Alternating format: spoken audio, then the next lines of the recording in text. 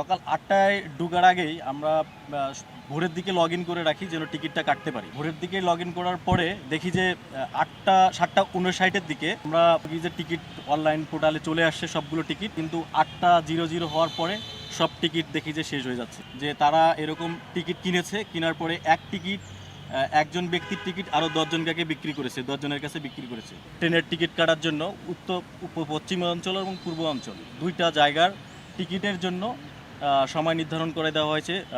আগাম টিকিটের ৩ তারিখ এবং ৪ তারিখ, ৩ তারিখ এবং ৪ তারিখ থেকে টিকিট পাওয়া যাবে। তারই প্রেক্ষিতে আমরা ৪, ৫, ৬ ৩ দিনে ট্রাই করি যে ট্রেনের টিকিট কাটবো, অগ্রিম টিকিট ১৪, ১৫ এবং ১৬ তারিখ, এই ৩ দিনের টিকিট কাটবো। তো এরই প্রেক্ষিতে ৪ তারিখে আমরা যখন পশ্চিমাঞ্চলের ট্রেনের টিকিট সকাল ৮টায়, আর পূর্বাঞ্চলের ট্রেনের টিকিট ছাড়ে হচ্ছে দুপুর ২টায়। সকাল ৮টায় ঢোকার আগেই আমরা ভোরের দিকে লগ ইন করে রাখি যেন টিকিটটা কাটতে পারি। ভোরের দিকে লগ ইন করার পরে দেখি যে ৭টা ৫৯-এর দিকে আমরা ঢুকি যে টিকিট অনলাইন পোর্টালে চলে আসছে সবগুলো টিকিট, কিন্তু ৮টা ০০ হওয়ার পরে সব টিকিট দেখি যে শেষ হয়ে যাচ্ছে। একটা টিকিট আমরা রিসিভ করার চেষ্টা করি, কিন্তু আমরা কোনো টিকিট কাটতে পারি না। দেখা যাচ্ছে যে ওরা একটা বিষয় দেখাচ্ছে যে এই টিকিট মানে কাটার জন্য যে টাকা পেমেন্ট করা, এটা সমস্যা দেখা যাচ্ছে। তো এই সবের কারণে আমরা টিকিট কাটতে পারিনি। তো এরকম একদিন ঘটেছে, পরের দিনে আবার আমরা ৬-৭ জন নিয়ে ৬টা ৭টা মোবাইল নিয়ে চেষ্টা করেছি যেন টিকিট কাটতে পারি, কিন্তু আলটিমেটলি আমরা টিকিট কাটতে পারিনি।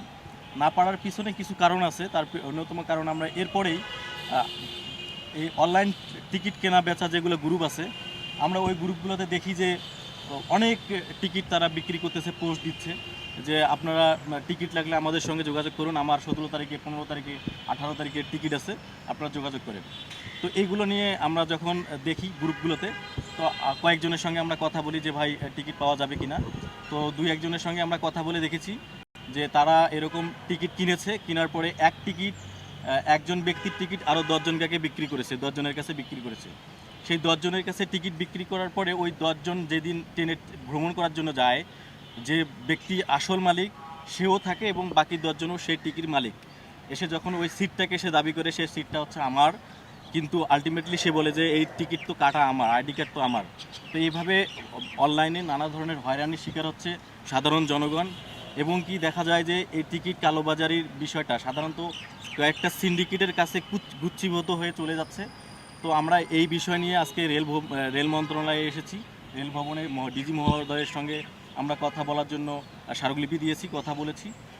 আমরা স্মারকলিপিতে আমরা যেগুলো বিষয় তুলে ধরেছি আমরা সবাই সেগুলো বলবো।